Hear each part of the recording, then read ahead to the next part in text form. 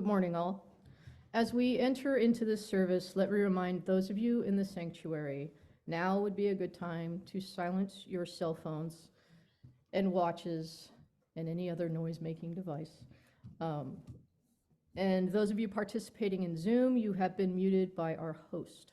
Also be advised that this service is being recorded and with the exception of joys and concerns, will be published online. And finally, if you wish, take a moment to arrange your own chalice at home.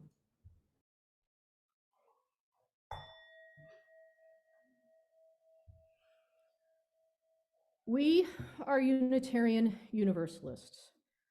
When we lift up our 7 principles, some of us think of them as a form of theology, but they are more important to the collective than that. They do not tell us what we should believe. They tell us how we should be. They tell us how we should act in the larger world and with each other. We are brought here today by the fact that Unitarian Universalism has fallen short of the image that was presented to the world and to many of those who embrace the religion.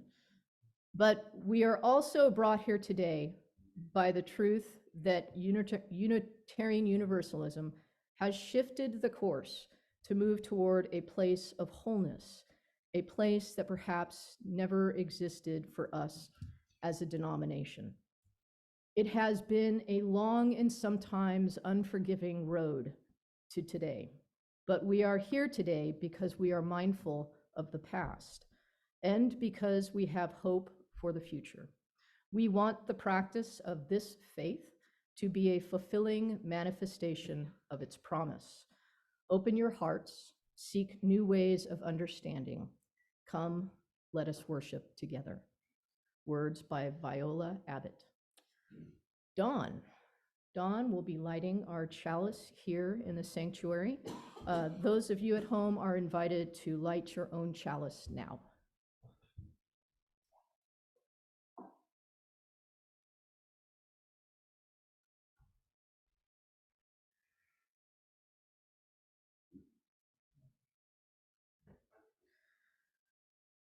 We kindle this flame, honoring the doorways in our souls, the windows through which we gaze at one another, the balconies where we catch glimpses of sky, the threshold we stand on this morning, wondering, hoping, fearing, dreaming.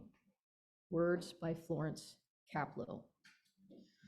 Before we sing the opening hymn, let me remind our remote participants to leave yourselves muted. However, we want you to sing, and whoever is with you, to sing with us as big and loud as you like. Make it a joyous experience.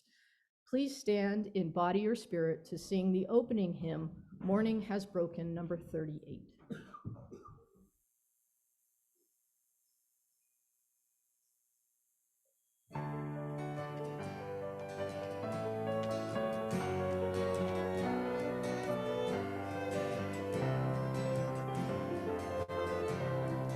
Morning has broken like the first morning. Blackbird has spoken like the first bird. Praise for the singing, praise for the morning, praise for the springing, fresh from the word.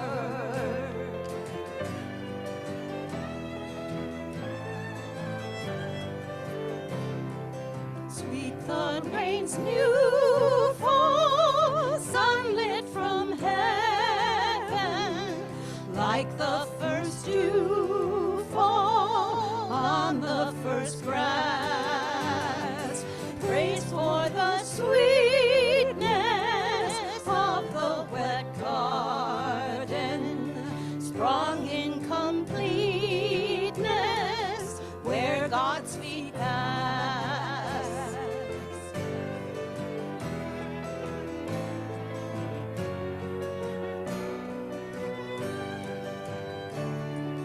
Mine is the sunlight, mine is the morning, born of the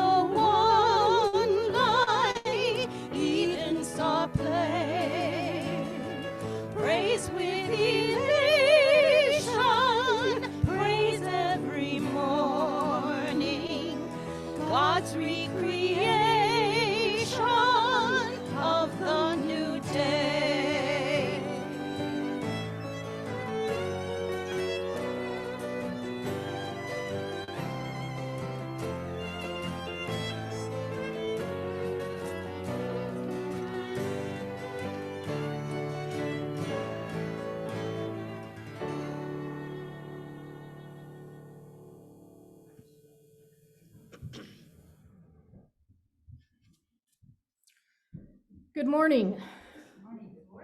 Morning. Welcome to the Unitarian Universalist community of Cambria. We are glad you have joined us this morning. Our UUCC sanctuary sits on land that the Salinan and Chumash indigenous peoples historically inhabited. We honor their contribution to this region and give thanks for the opportunity to gather in faith in their unceded territory. Let us respect their legacy and protect their history as we occupy this sacred space.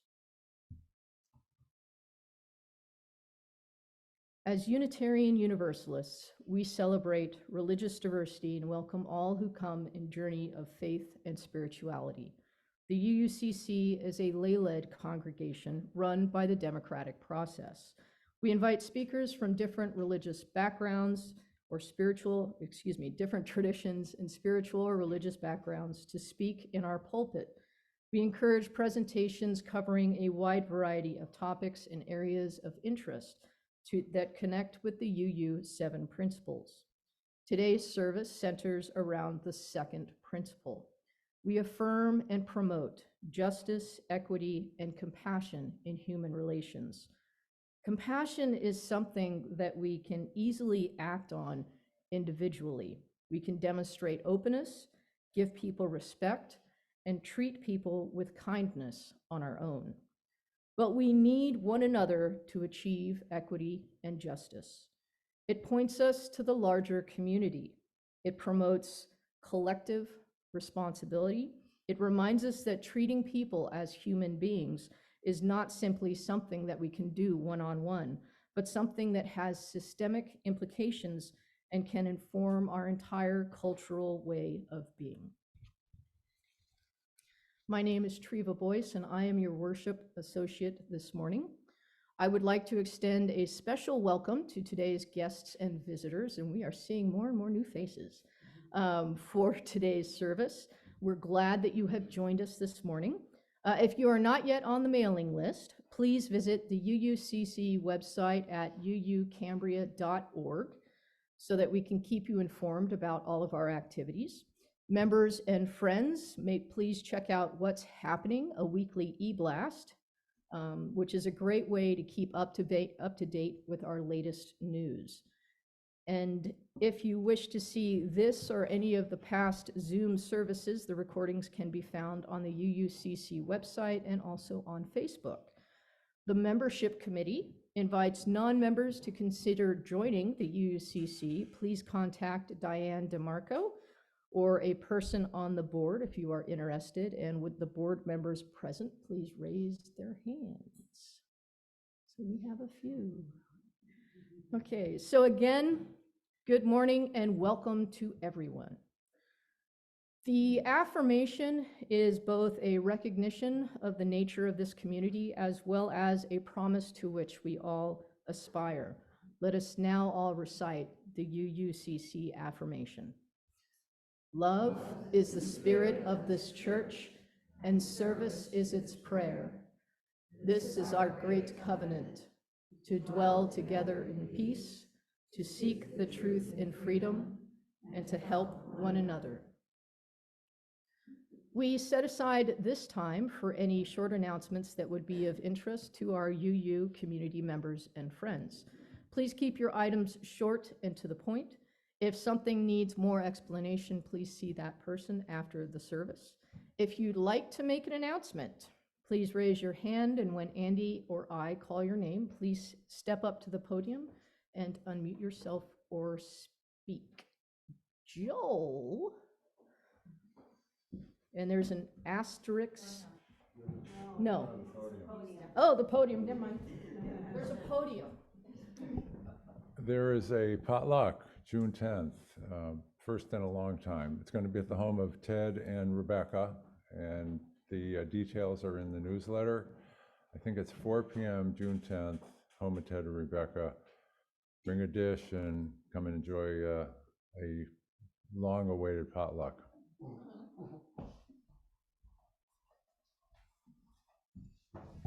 Good morning. There's a long-awaited worship committee meeting Actually, it was supposed to be last Monday, but due to a lack of quorum, excuse me, we're going to have the meeting tomorrow at 4:30 on Zoom, and so all committee members, please be there. And if you're interested in joining the meeting to share your thoughts and ideas and so forth, we'd love to have you. Just give me a holler by email, and I'll get you the Zoom link, and we'll meet. So 4:30 tomorrow, worship committee. I know Treva's going to announce the service next week, but I'm going to pre-announce it. It's the scholarship service, and we've worked so hard and so long on this whole thing. We're hoping that 10 of our 11 students are going to show up with their families, and you are all invited to celebrate. We will serve a brunch luncheon afterwards, so that should coerce you to joining us. We'll see you then.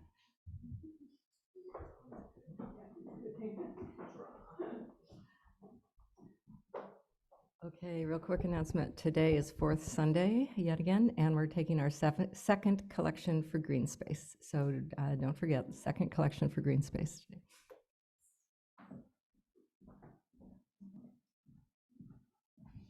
2 announcements. Start wearing your badges again so people know who we are. All right, we're back in town. The second one is last week we had a discussion about Article 2, and people got a chance to voice what they thought, the changes, the proposed changes that are coming in. So I've been requested to announce that we should have another one. So if who wants to stay after church today and discuss Article 2, raise your hand. We got 1, okay, 2 people, okay. Who would rather be doing it through Zoom, like on Tuesday at 6 o'clock? Raise your hand. We got 1, 2, 3. Oh, more people. Okay, Tuesday, I will set it up. Tuesday at 6 o'clock. Thank you.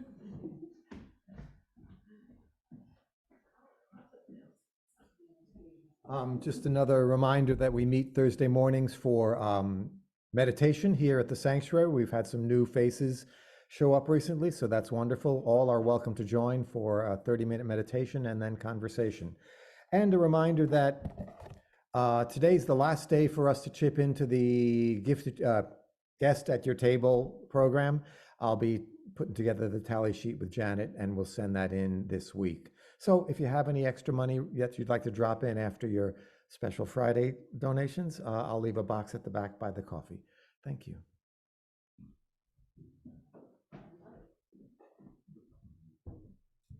I just wanted to remind you all, we have a women's group meeting. It's the first Monday afternoon at 2 o'clock. We meet on Zoom. We do have women coming from a number of different places, and we've been really exploring connection and understanding and communication and really gelling in terms of how we are learning about one another. Anyway, come and join us if you're interested. See me.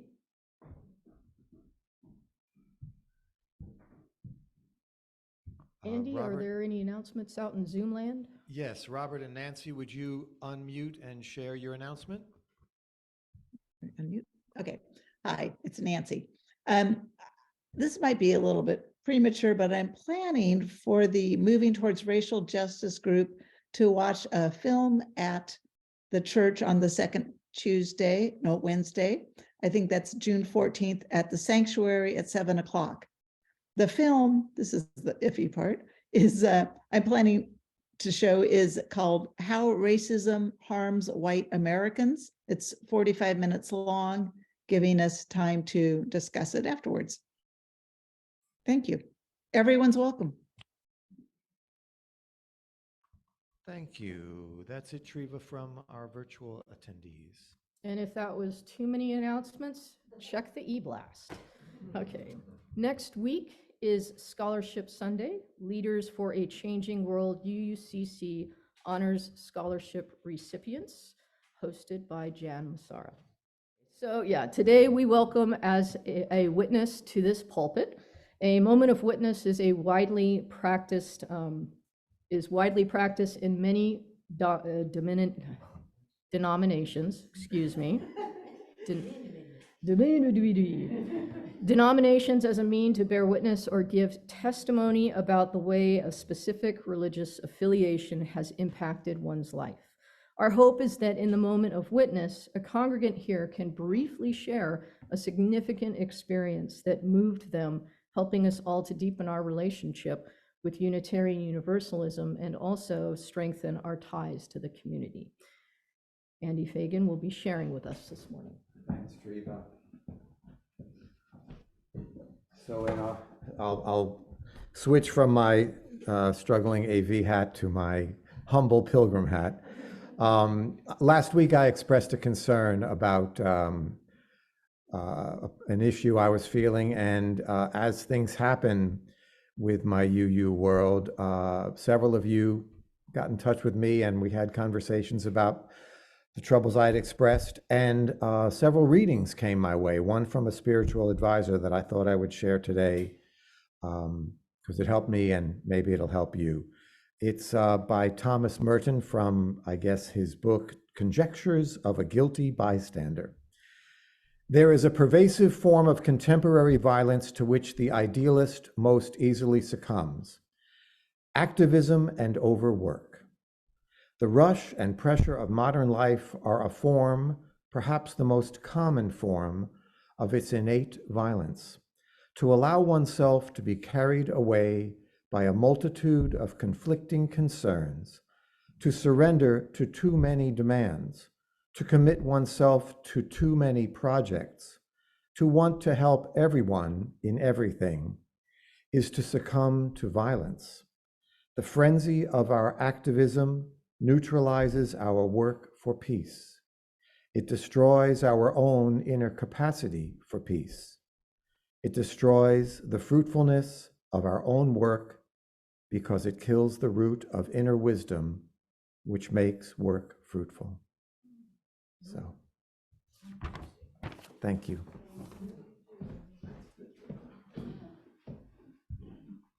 Thank you, Andy.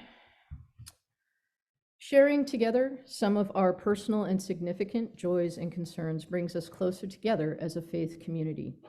We invite you to share the milestones that are deeply felt as part of your personal life, express a gratitude, or perhaps offer an acknowledgement. But please be mindful and considerate of all who come to worship with us this morning. The collective flames of these candles embody all the joys and concerns which may have gone unspoken today, but are deeply felt in this community. Please join in singing the response. May our words of joy and sorrow lead us to unity and peace. The first reading is from The Art of Being a Healing Presence. You may find you just don't click with whomever you're with. They may be loud when you're used to quiet. They may be quiet when you wish they would speak more. They may appear outwardly cantankerous or inwardly sullen. They may expect more from you than you're able to offer. Whatever the discomforts, it's important to be aware of them, to name them to yourself, and prayerfully try to understand what's going on both within the other person and within yourself. Let us join in a time of meditation, of prayer, and of silence. Let us seek the quiet and the calm, laying aside our struggles.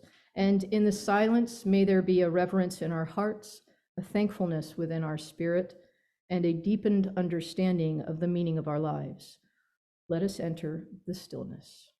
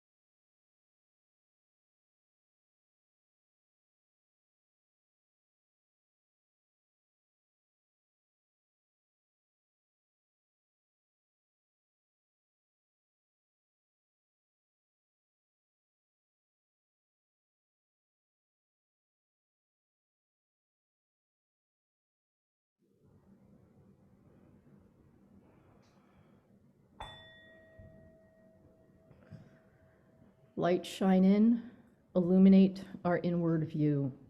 Help us to see with clarity, shine bright and true, so we may join our songs in new sounds that become full symphony. The second reading is from The Power of Sound by Joshua Leeds. The main question to consider is, what music will relax my body while stimulating my mind? As a writer, and for my writing, I have created a workspace that is conducive as possible to maximize productivity. It is well lit and secluded. My phones are turned off and there is nobody around. Still, a great studio does not guarantee that my brain is working optimally. Thus, I rely on music and sound for energy, focus, and inspiration. But they must not interfere or distract. If they become obtrusive, then sound work is counterproductive. I love bossa nova, jazz, and world music. However, they are not appropriate for me when I write. They're great when I am doing other office or creative tasks that do not require intensive focus. In those instances, I am looking for energy, stimulation, and ear candy. The sweetness of this music is similar to a great chocolate chip cookie. It gives me a rush. Other people prefer sour to sweet. Everybody is different in food choices and in choice of sounds. Today's talk is titled Good Vibrations, presented by Bryn Albanese. I have to say it like that, Bryn Albanese. Makes you smile when you say it. Bryn is well-known and loved multi-genre violinist on the California Central Coast. She has been seen front and center as a soloist and concert master on numerous performing arts center stages and a wide variety of groups in the area, as well as the ever-popular Café Musique. She is the founder and artistic director of Cambria's largest concert series, Cambria Concerts Unplugged. During the pandemic, she created a one-woman show using backing tracks and recordings of her own band in the living room of her Cambria house. Seeing that people were starving for live music in person, she took to the streets on cul-de-sacs, medians, yards, balconies, driveways, and has performed over 200 concerts outside since April 1st of 2020. And I saw a whole bunch of those. Amazing. Okay. She also regularly presents educational shows for the San Luis Obispo County Office of Education, their school assembly program. Bryn is now also a certified therapeutic music practitioner, offering bedside therapeutic music sessions in hospitals, skilled nursing, and memory care centers. She is also an end-of-life doula, companioning the actively dying, playing native-style flutes, as well as helping families to navigate the process.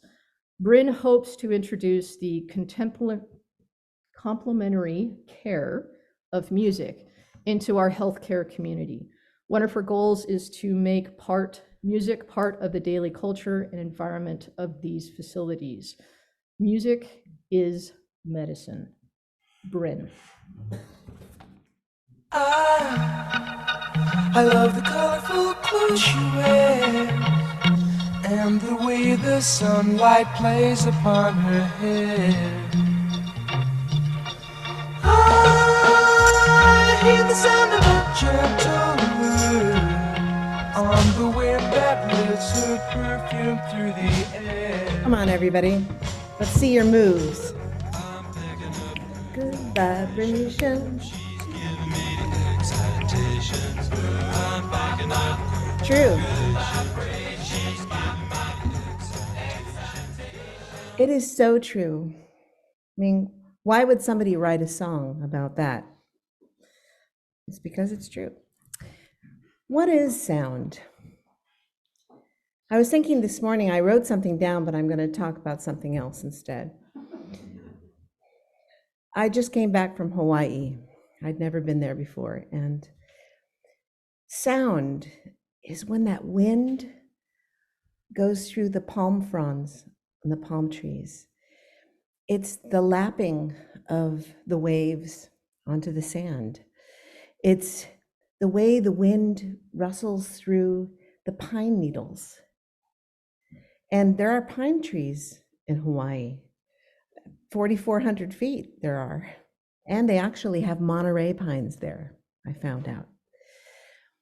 The rain that hits our rooftops and drips down in kind of a rhythmic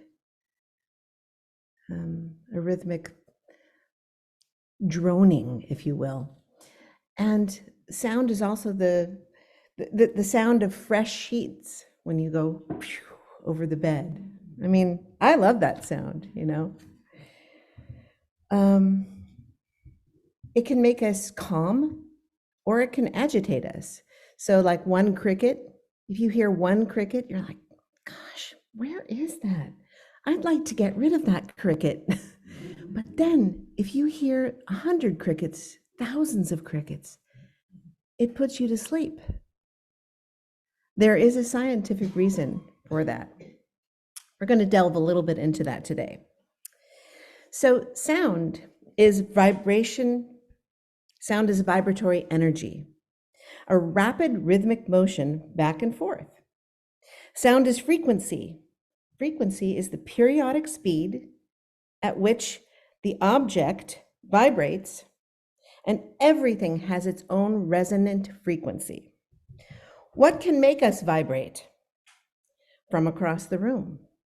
Colors, maybe?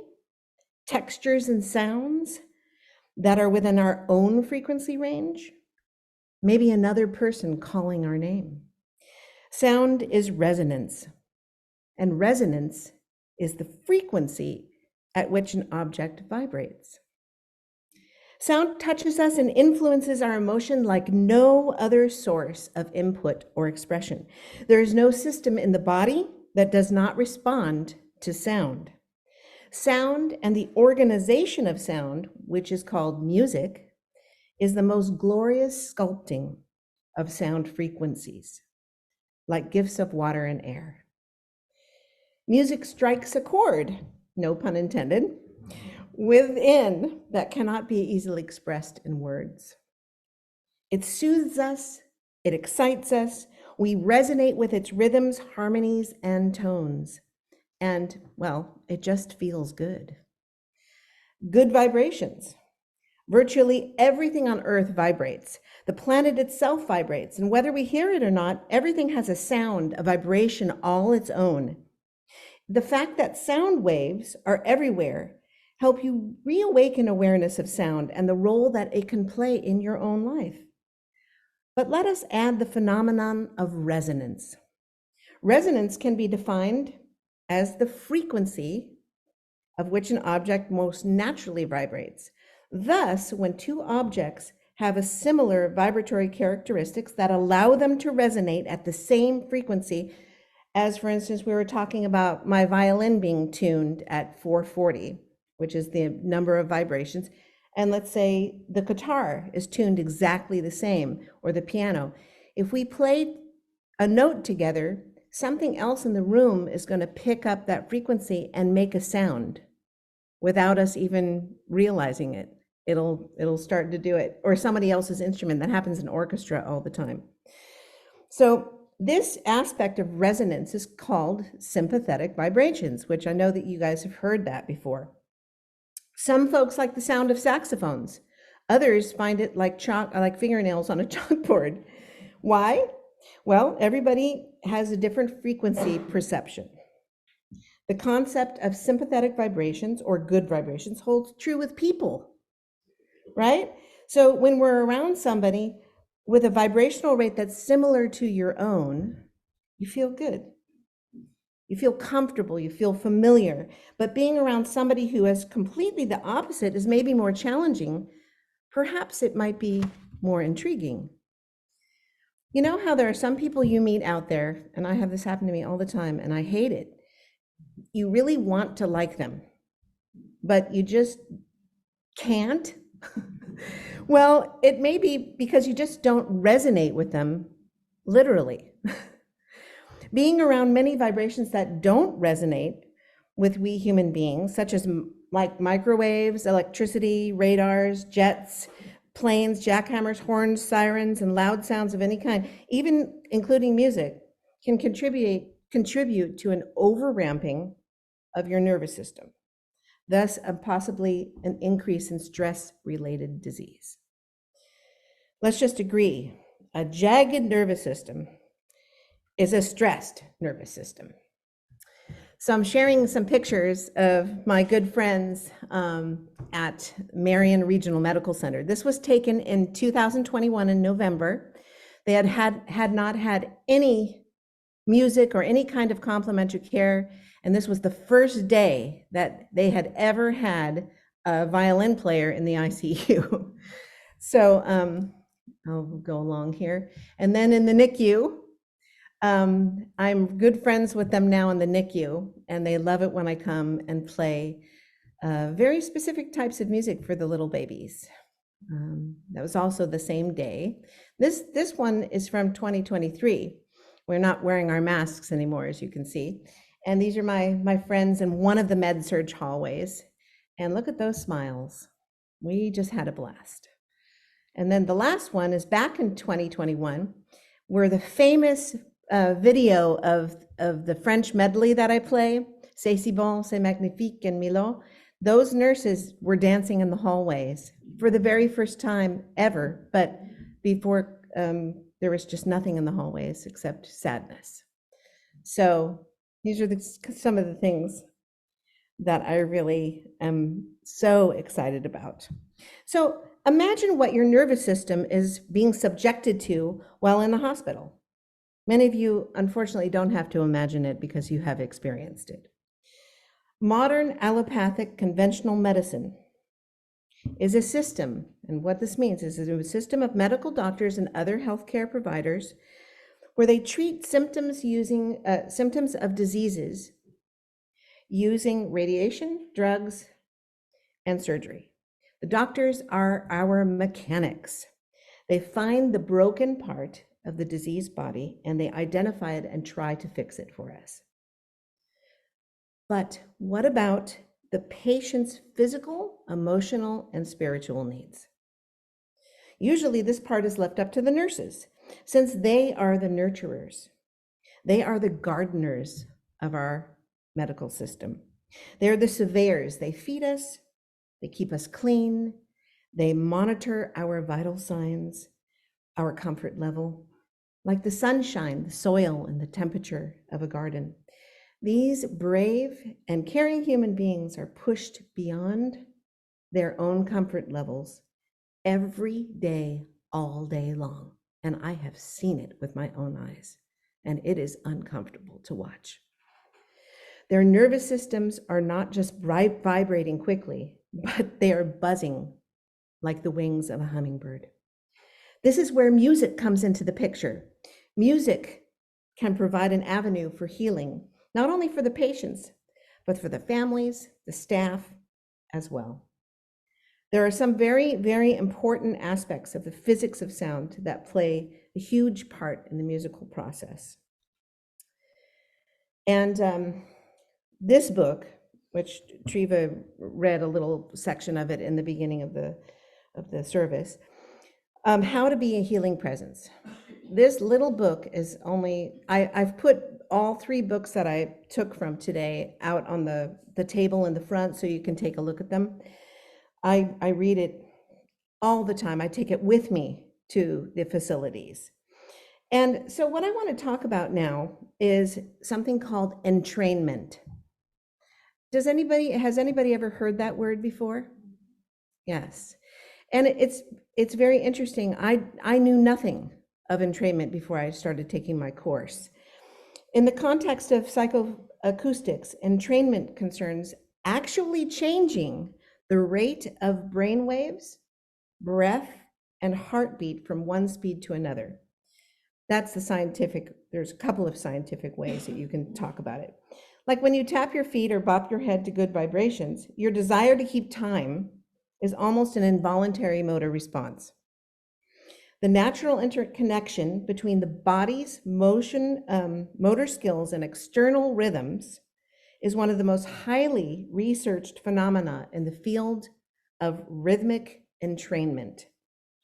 Rhythm is successfully used as a complementary therapeutic technique for stroke patients, and I've actually seen this being done at Sierra Vista Hospital, as well as for others who have been diagnosed with brain injuries such as Alzheimer's, dementia, autism, and more.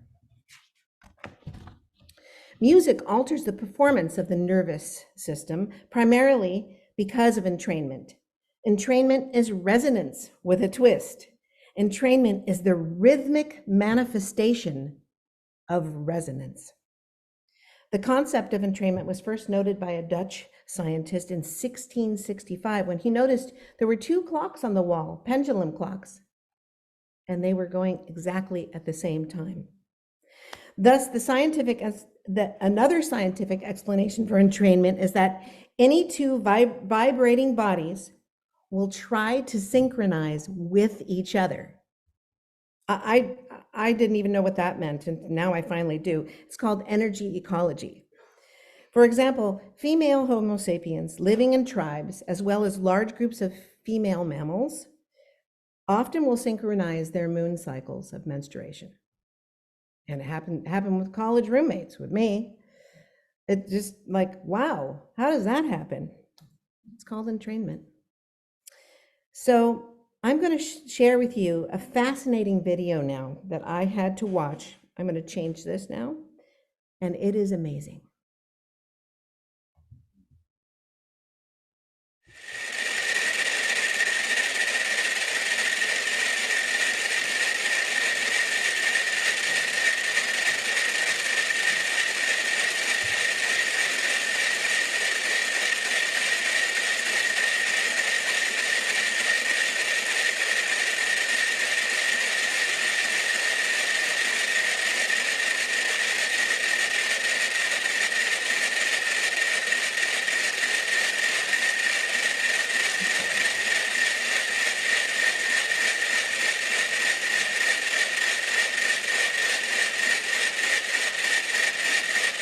Close your eyes and listen.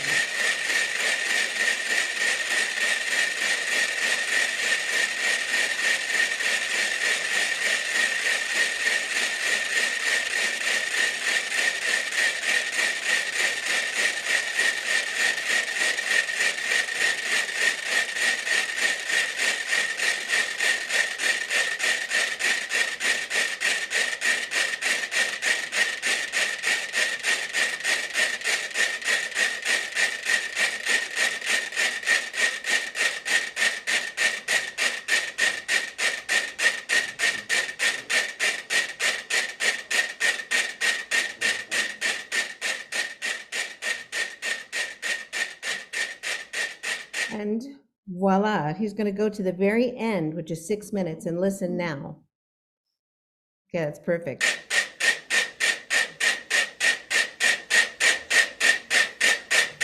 Thank you so much. I mean, are you kidding me? It's like when I saw this, I was like, is this some kind of a joke? Like, that is entrainment. So, I started to understand why I wanted to do the work that I was doing in the hospital. Because when I stand in front of a patient, I need to know, oh, sorry, I was going to do it myself. Just go one back. Thanks. I needed to know what the patient was suffering with because of frequency resonance entrainment. Doctors are constantly using external rhythms to influence the internal landscapes of our bodies. Take, for example, the ICU. When I enter a patient's room in the ICU, it's crucial for me to know why they are there and what is their diagnosis. I immediately glance at the vital signs machine, and they're constantly monitoring the blood pressure, heartbeats, how many beats per minute, heart monitors and pacemakers, ventilators, how many breaths is the patient taking per minute must be regulated. because the heart pumps blood into the brain and you need oxygen to do that. So not enough research has been done on the perception of external rhythm by the autonomic nervous system. So why do I need to know about this? Well, when it comes to the intentional application of music, the entrainment, which is referred often by the effect of one system on another, the application of music effect completes the circle of the chain of vibration. We talked first, it's atomic matter, vibration, frequency, sound, sympathetic vibration or resonance, and then entrainment. So as you can see up here, we've got, there are 5 different types of music that I play for people. And you can see the blue part tells you what they are. There's distraction music, memory music, vital sign stabilization, and it shows everything. And I do have a paper that I can put back if you want to take a picture of it. And then the next slide shows you the last 2, which are probably the most difficult for me to do, because it's loosely relaxation response music is a place where somebody is in terrible pain. And many people who have Alzheimer's and dementia and other brain anomalies, it's really not, it's not good to give them so many pain medications. It's just really even more terrible for their disease. So loosely metered, no consistent beat, rubato, flowing phrases. Rubato means just taking a lot of time, slow breathing pulses, brief silences, because let's just face it, sound is silence as well. And it's very important. Transition support, which we'll talk about a little bit later. So in the therapeutic music setting, live music offers a presence that recorded music does not. So a lot of hospitals say, well, we can just play a CD for somebody. Well, I can tell you why that doesn't work for healing. There is no substitute for another personal presence of another living being in the room with somebody. As a therapeutic music practitioner, once I've determined what type of music to play that should be played for the patient, I am trained to do my best to meet their needs in that moment. So if they're not responding to what I'm doing, I have to change it and maybe go between one of these 5 different types of music. So live music is not compressed like digitalized or recorded music is. So it contains a much richer spectrum of vibrations and harmonics. It's all part of the science of healing using music. My job is to play music that will hopefully help the patient vibrate differently. Therefore, they may feel different, and perhaps it will lead to a more effective healing process. Though I am just beginning my new career by the way, I'm like 5 minutes away from being certified.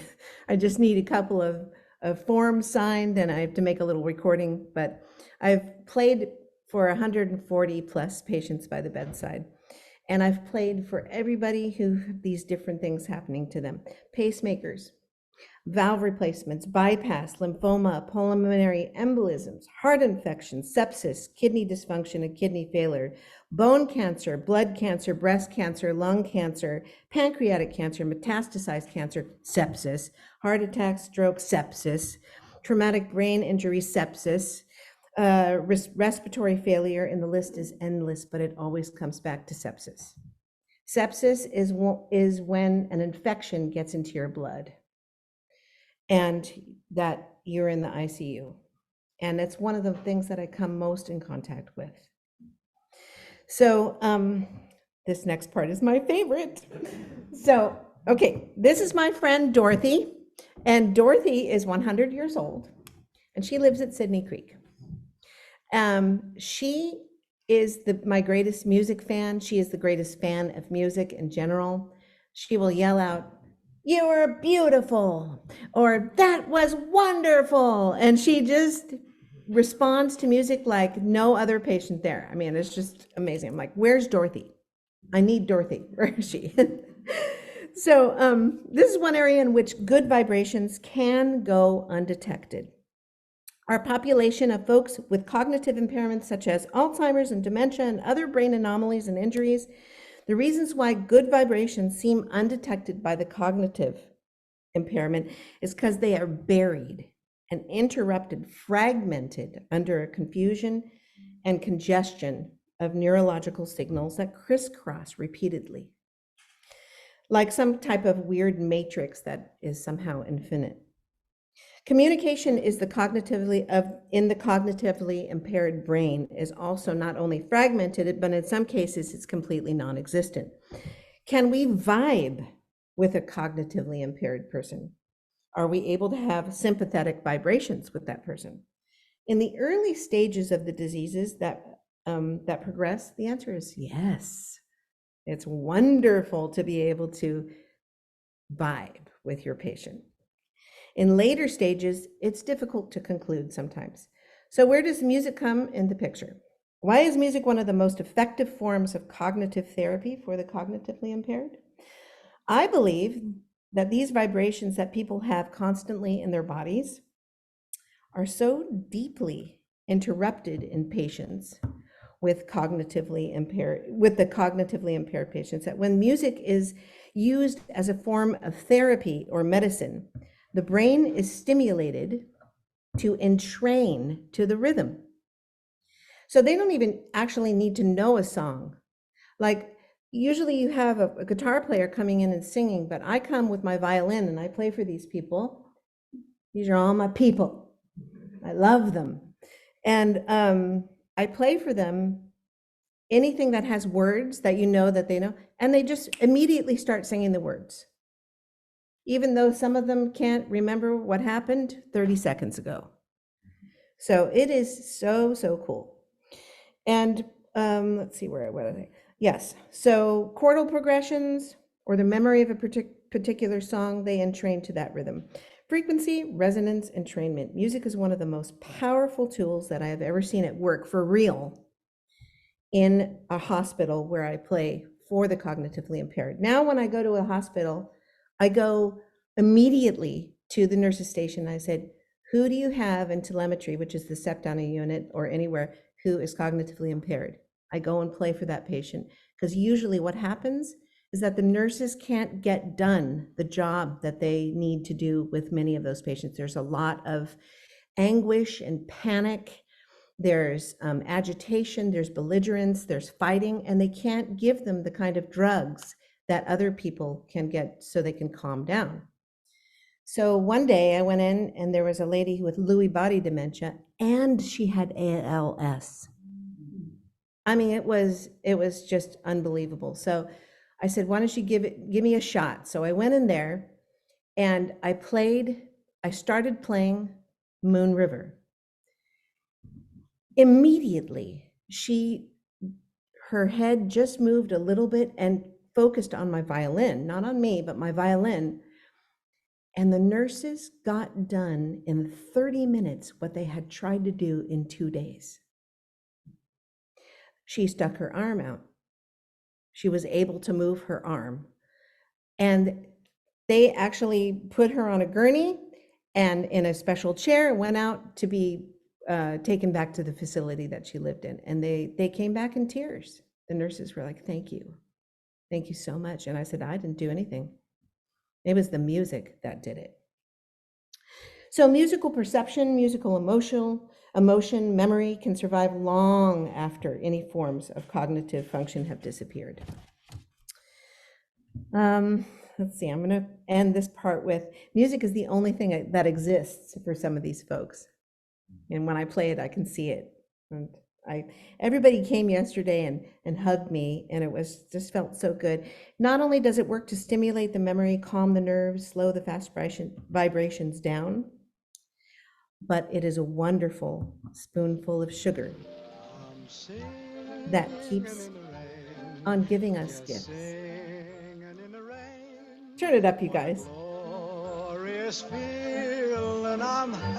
So this is the one piece that, one of the pieces that always puts a smile on everyone's face. And guess what? I think every single one of you just smiled. So there's just something about it. Now that I try to dance around with my violin a little bit, there is a tap dancing section that we do. Come on with a For that. rain. I mean, who have a can't? smile on So, all right, so we're going to move on. So the last subject I want to touch on today is about death, or rather, the life of death. So I am an end-of-life doula, and this, you can look at it and try to soak it in, is exactly what I do. However, what this doesn't say is about what I do with music. So I'm an end-of-life doula that has that uses music in my support of families and patients. So death, it's not a nice word to say. However, death has a birth. Death has a timeline. Sometimes death is instant, and one does not usually associate good vibrations with death, but one can have a good death. Death has a life of its own. And the most important thing I have learned is that death can be a companion for some people. And they know, people know that death is there and that they can go if they need to. It's so strange. I've seen it happen many times. As an end-of-life doula, I've had to find my own way of speaking about death with myself. Well, what frightens me? Is there a way, I don't know, is there a way of thinking about my own death that might make it easier?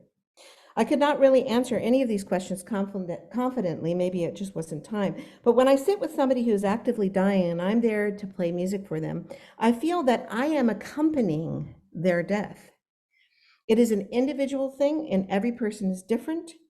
And the violin that I have spent my entire life playing is not used when accompanying death.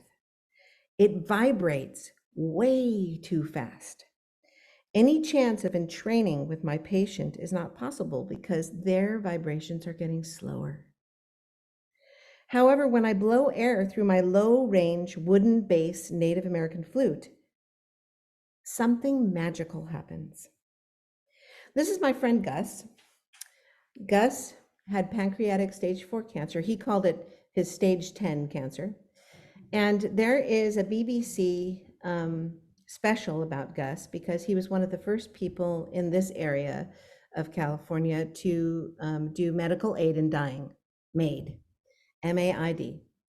So he was given a cocktail by his doctor, and they had planned everything around the time that he would take the cocktail so he didn't have to suffer anymore. And he was ready for it, but he was ready to party, I'm telling you. This man, as you can see, he loved motorcycles. He loved music. Everybody in his family played music. This picture was taken 1 week before he passed. He wanted to get on his amazing favorite shirt and sit on his bed, not in it, and take a picture with me. And it was one of the most delightful moments I had with Gus. And when he died, for me, there was just a moment of sadness, but I also smiled because he was free and he was on that motorcycle and riding away and he wasn't suffering anymore. So we're going to end. I know that we're probably going over time, but the buzz in the room when I played for Gus began to dissipate and the calm enveloped us. A beauty is bequeathed on us when somebody is taking their last breaths. And the patient's pneuma, your pneuma is your life source. It's your breath. It's the wind that carries you. That begins to come to an end. So the next thing I'm going to play for you is, it's actually a 5-minute video. It was one of the most important pieces of learning that I had in my end-of-life doula experience. It is called The Life of Death, and here we go.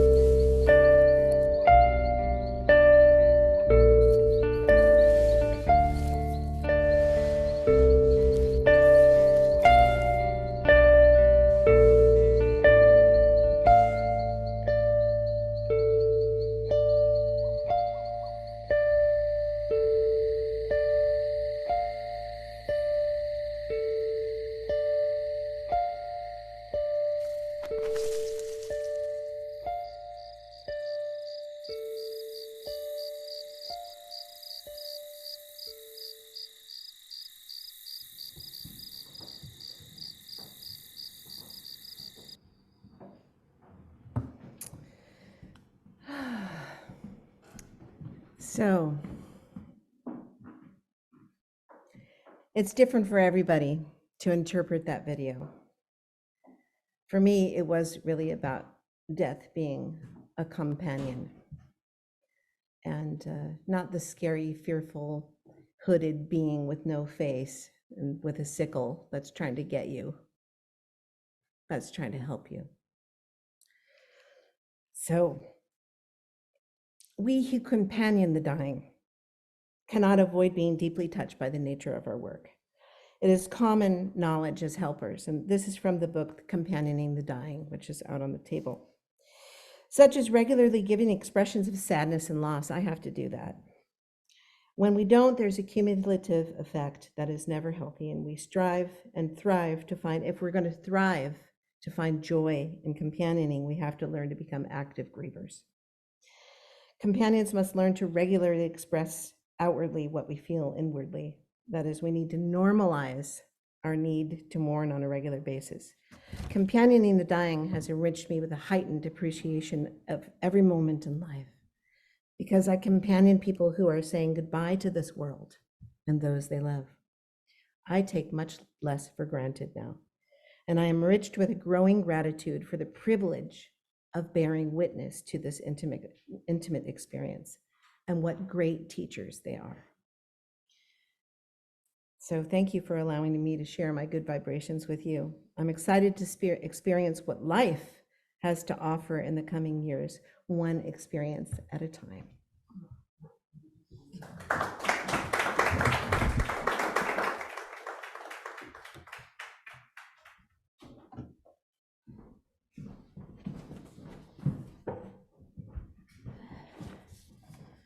And not a dry eye was left in the house. Thank you, Bryn. The morning offering will now be given and received. Please remember that we are a self-sustaining congregation and provide all the financial resources for our many ministries. We recognize the spiritual value of generosity and invite you to participate.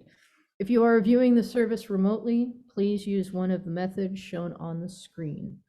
Thank you.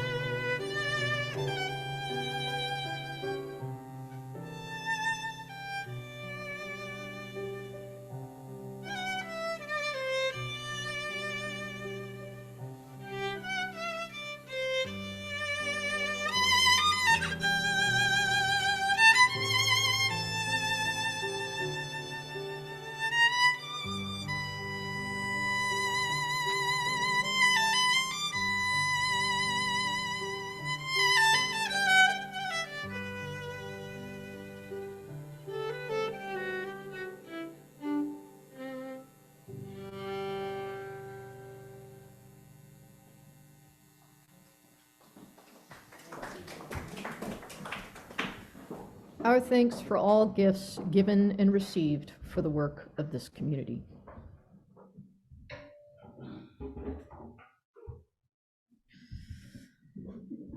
Let us now sing in praise of our UU faith tradition.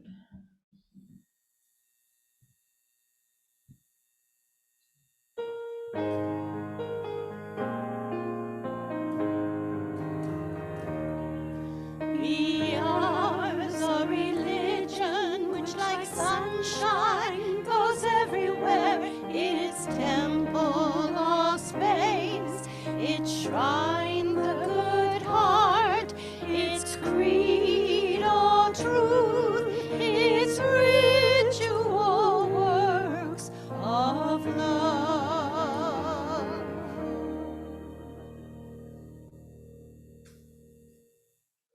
we stand in body or spirit and sing the closing hymn when in our music, number 36.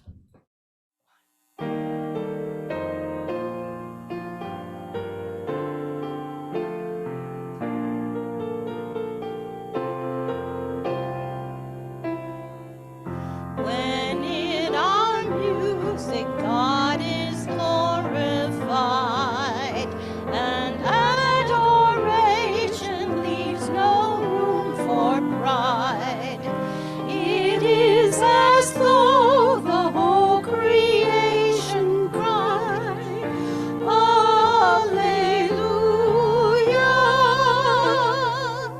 How often making music we have found a new dimension in the world of sound, as worship moved us to a more profound Alleluia.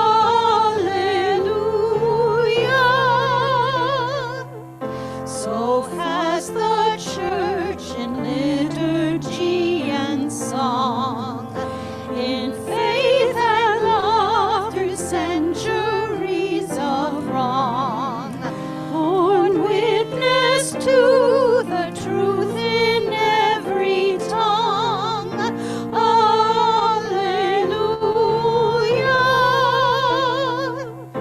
Let every instrument be tuned for praise.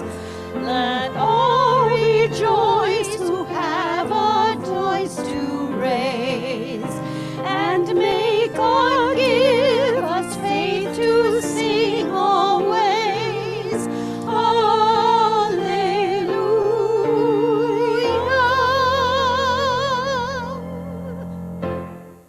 Please be seated. As we prepare to extinguish the chalice, let us recite the valediction.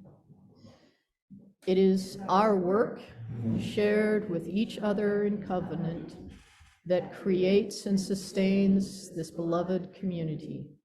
We extinguish this chalice as the light of this faith lives on in us, together in our hearts, minds, bodies, and spirits. Please extinguish your chalice at home now.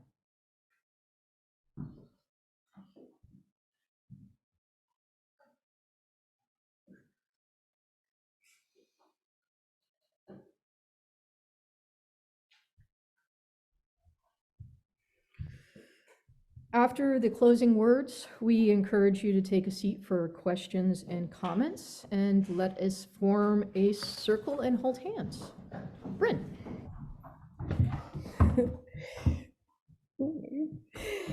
Okay, so when you are driving along and you press replay of that same song over and over again, you must ask yourself, why am I doing this?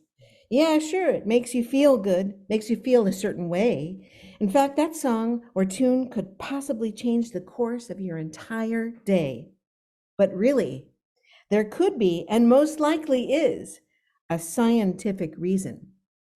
At that moment, you are experiencing your own good vibrations. Thank you so much.